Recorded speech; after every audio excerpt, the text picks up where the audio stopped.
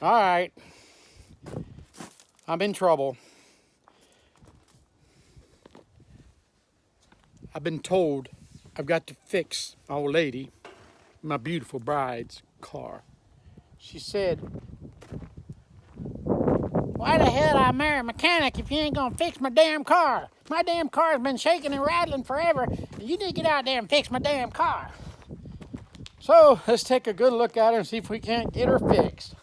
It's her 2008 Mercedes-Benz E320 Bluetec diesel. Well, I figure it. If she ain't gonna wash her damn car, why the hell do I need to fix it? But anyways, and look at that tire. It got dang on low tire. You know how it is. They come home and say, honey, what's that funny looking red light on my dash of my car that looks like an oil can that's been on for 2 days? But anyways, let me crank it up and see if we can hear anything wrong. Should be smooth and quiet, being a Mercedes.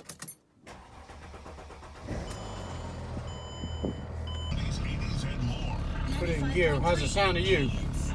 What? Better turn that radio down before YouTube gets me. Vibrating like crazy. Started off a while back vibrating. It only vibrated in reverse at first. It got worse and worse and worse and worse and worse. And now it's downright embarrassing. Somewhere buried way the hell down in there is some motor mounts. So I'm going to start off by taking my air cleaner boxes off. One on each side.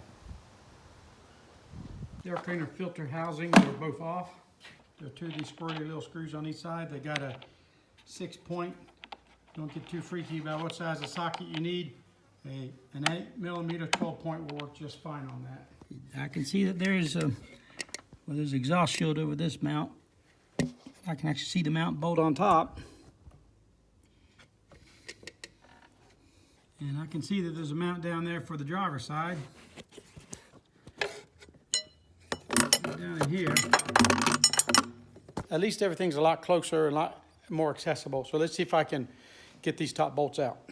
I might have said it was a 17mm, but it's a 16mm, but the 17 was able to bust it loose.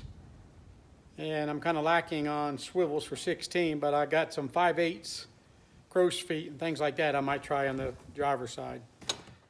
I was able to stick a 5/8 stubby wrench on it, clock it at an angle where I took this pry bar and I was able to shove it in there, catch it, and use the pry bar to turn the 5/8 wrench and break it loose.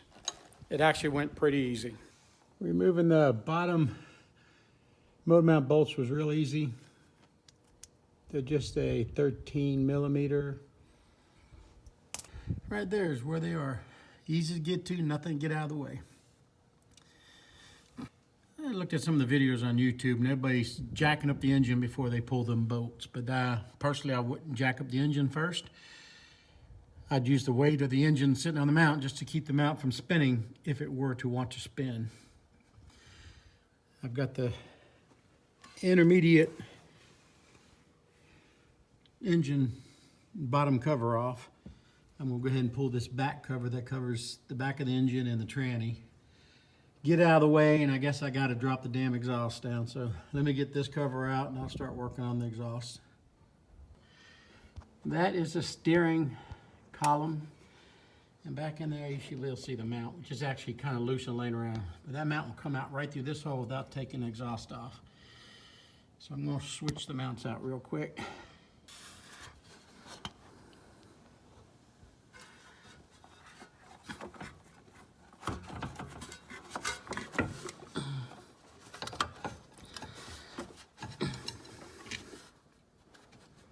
Here's something I bet nobody else has told you. These motor mounts are angled. So make sure you get them sitting in there right. And this boot is a pain in the ass to keep lined up with that nub when you're trying to jockey it into place.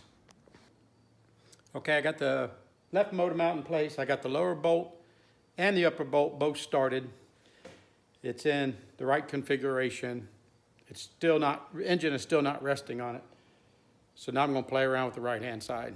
Since I was able to replace the driver's side mount without pulling the exhaust on that side, I've elected to go ahead and, instead of pulling exhaust, pull the alternator off and bring the right-hand motor mount forward where the alternator would be. To do that, I need to pull the belt. And I got to move a few things out of the way. So I start off by taking this little Allen screw out of here and pull this keeper off. So I got to take this induction system off. There's a couple of them funky 6-pointed bolts that work with 12.8 millimeters back there. I'll pull them off and I'll either move it out of the way or take it completely out of there. Whenever you open up something like a air system or your induction system into your engine, or anything that with contamination could ruin the engine or wear it out or cause a problem, plug a hole with a rag or something. But when you plug the hole, make sure you plug it where the rag is stuffed out so bad it's so obvious that it's there. Especially little fit and say you work on a hydraulic system and you shove little wadded pieces of rag in the lines. The rags get saturated, and while you're out getting parts or waiting on parts to be delivered, you'd forget that that little saturated rag is in there and it's kind of recessed in the hole, and you put together with the rag in there. That's bad. That could be real bad. Anyways, there's a induction line I just took off. It unbolted. There's 2 bolts holding this piece to the front of the engine, and it's just going to drop out of the way. So I'll loosen this idler. I'm going to pull the belt. The belt looks like shit. I'll call around. I'm in rural Texas, so I don't know if my town's going to have a belt for this car, but let's hope so. But I'll call around. There are 4 bolts to hold the alternator on. This is the alternator. I found that using a 3/8 combination wrench will fit on these odd hexes. 3/8 12-point socket for some reason just kept wanting to bounce off of it, but the little combination wrench here is doing a fine job. So I'll pull those 4 bolts off. Hopefully the alternator will drop out of the way and I'll be able to switch them out. Look at the height difference between the 2 mounts. The new mount's a lot taller. The old mount has lost its fluid and dropped down. Alternator's still hooked up. I just kind of move it around to work the mount past it. It's kind of a puzzle to getting the mount out, but you kind of drop down and zig and zag until you get it in place. Go ahead and start your lower bolts in loosely into your motor mount, remembering that they're angled again. Align your pin up with the little notch on the side of the motor mount. Try to you might have to lower the engine a little bit to get your upper bolt started. Of course, all along you're fighting with this white cover. Once you get your bolt in, everything's lined up, lower your engine to where the mount won't move. It's pressing on the mount. And then on the right-hand side, you can put your heat shield, pull the bolt back out, put your heat shield on, put your bolt in. If you try to put your heat shield on at the same time you're trying to line the mount, you're not going to be able to reach the mount, and it's just going to be a royal pain in the ass. So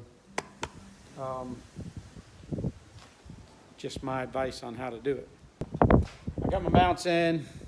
I'm about to tighten them down, start putting things together. Then while I was working on getting the mount lined up and jacking with that heat shield, I just took some wire and I tied it to the alternator, and I just pulled the alternator out of the way. Okay, I've got it put together. I hope this video was helpful for you.